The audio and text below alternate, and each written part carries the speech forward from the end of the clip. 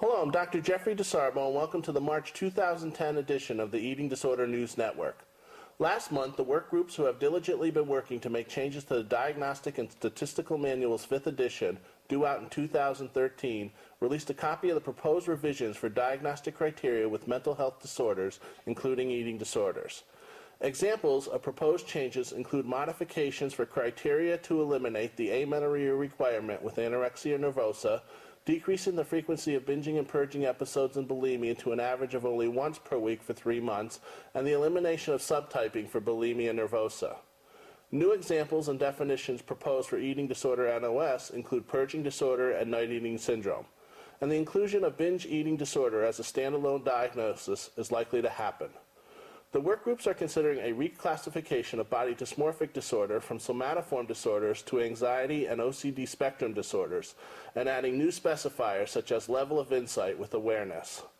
The teams that are working on these proposed recommendations are trying to base their revisions on published medically based evidence and usefulness in clinical settings. The work groups are accepting comments and input to the proposed changes, but these must be made prior to April 20th, 2010. For more information, please go to www.dsm5.org.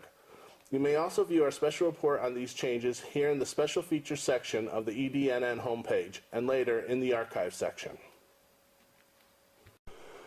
Researchers at the Institute of Psychiatry at King's College in the UK recently examined features of interpersonal processes, anxiety, and emotion regulation difficulties, which form a key part of conceptual models for eating disorders, such as anorexia and bulimia nervosa. 50 women with anorexia nervosa, 50 women with bulimia nervosa, and 90 healthy control subjects were administered a series of tests, including the Reading the Mind in the Eyes task, the Difficulties in Emotion Regulation Scale, and a computerized Stroop task pictorial of angry and neutral faces.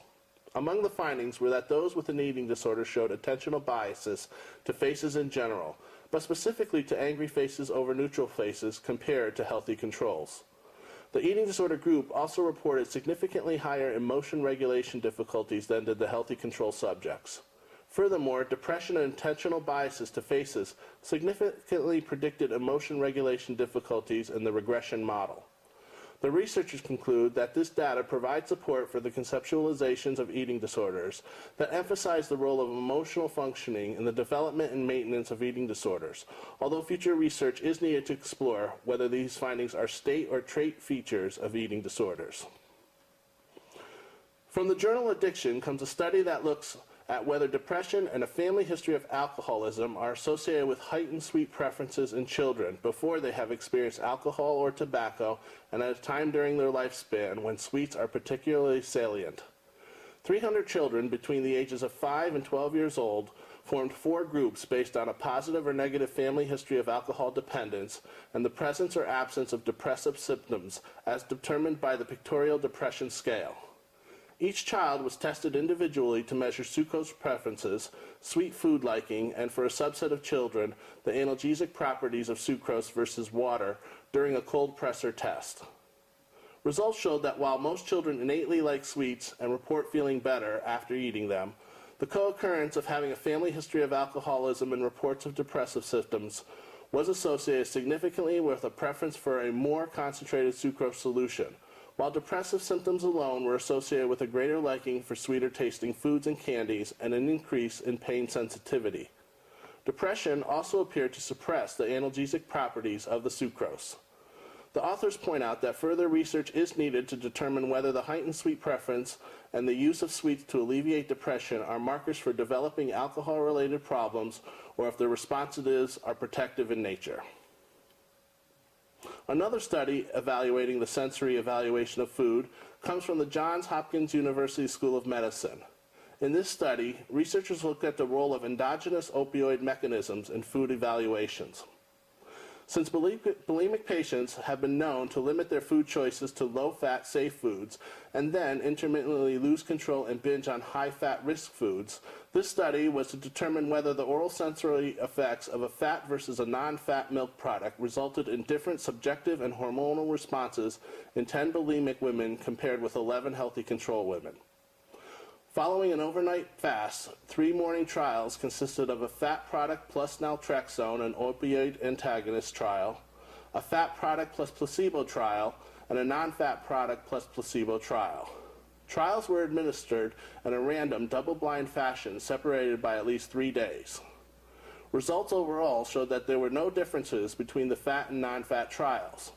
Hunger ratings and pancreatic polypeptide levels were higher for bulimic women at baseline, and bulimic women also had reported higher ratings for nausea, fatty taste, and a fear of swallowing, and approximately 40% higher total ghrelin levels at all time points.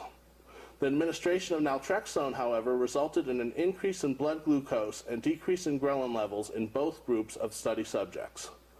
Researchers conclude that the data suggests that while bulimic women do have different oral sensory responses than healthy control women, these differences are not influenced by opioid receptor antagonism evident in hormonal responses or dependent on the fat content or of a similarly textured liquid. Studies such as this one out of Melbourne, Australia play an important role to the writers considering changes for the DSM-5. This study assessed the demographic and clinical features in 65 subjects with body dysmorphic disorder, comparing 39 subjects with the delusional form of BDD receiving an additional diagnosis of delusional disorder somatic type to those who did not meet the delusionality criteria. The study's findings showed that the delusional and non-delusional patients did not statistically differ on most demographic and clinical variables, and that overall improvement in BDD symptom severity was similar for the two groups.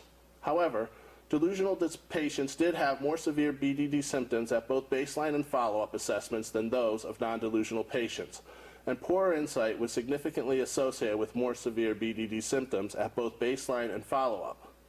Results of this study supports other studies in the view that BDD and its delusional variant have more similarities than differences, and that the delusional variant may simply be a more severe form of BDD. A study from the Department of Psychology at the Virginia Commonwealth University looked to examine heritability factors of binge eating disorder, since recent behavioral genetic studies have emphasized the importance of investigating eating disorders at the level of individual symptoms rather than as an overall diagnosis. The study used an item factor and analytic approach, which estimated the contributions of additive genetic, common environmental, and unique environmental influences on the liability to binge eating disorder as well as individual symptoms. Participants consisted of 614 monozygotic and 410 dizygotic same-sex female twins from the Mid-Atlantic Twin Registry who completed a self-report measure of BED symptoms based upon DSM-4 criteria. The genetic environmental contributions to BED liability were associated at both the diagnostic and symptom levels. Findings showed that liability to BED was moderately heritable, with 45% of the variants due to additive genetic effects and only about 13% due to common environmental influences, and 40% plus due to unique environmental influences. Additionally, the findings showed that the additive genetic effects accounted for 29 to 43% of the variance in individual symptoms, while only 8 to 14% was due to common environmental influences. The authors conclude that the results highlight the relevance of examining eating disorders at the symptom level rather than focusing on aggregate diagnoses. And finally, a Brazilian study reported in the journal Blood Cell, Molecules and Diseases examined pathways of oxidative stress in platelets from patients with anorexia nervosa. Anorexia nervosa is commonly associated with high rates of cardiovascular mortality. Nitric oxide is one of the molecules that inhibits platelet function, and its pathways regulate cardiovascular homeostasis. The aim of the study was to investigate several biological markers in the arginase pathways and oxidative stress in platelets from adolescent patients with anorexia nervosa. The researchers found significant changes in the markers of patients with anorexia nervosa, including reduction of plasma L-arginine, while other markers such as superoxide dismutase was elevated, and there was an overexpression of the enzyme arginase 2 in anorexia. The authors conclude that alterations of these nitric oxide and arginase pathways in platelets can be early predictors of the incidence of cardiovascular disease into the adult life of patients with anorexia. Check in next month for more updates in the field, and to see past EDNN news reports, please go to the archive section of this website. For more information on the studies mentioned in this broadcast, see our references at the end of this newscast.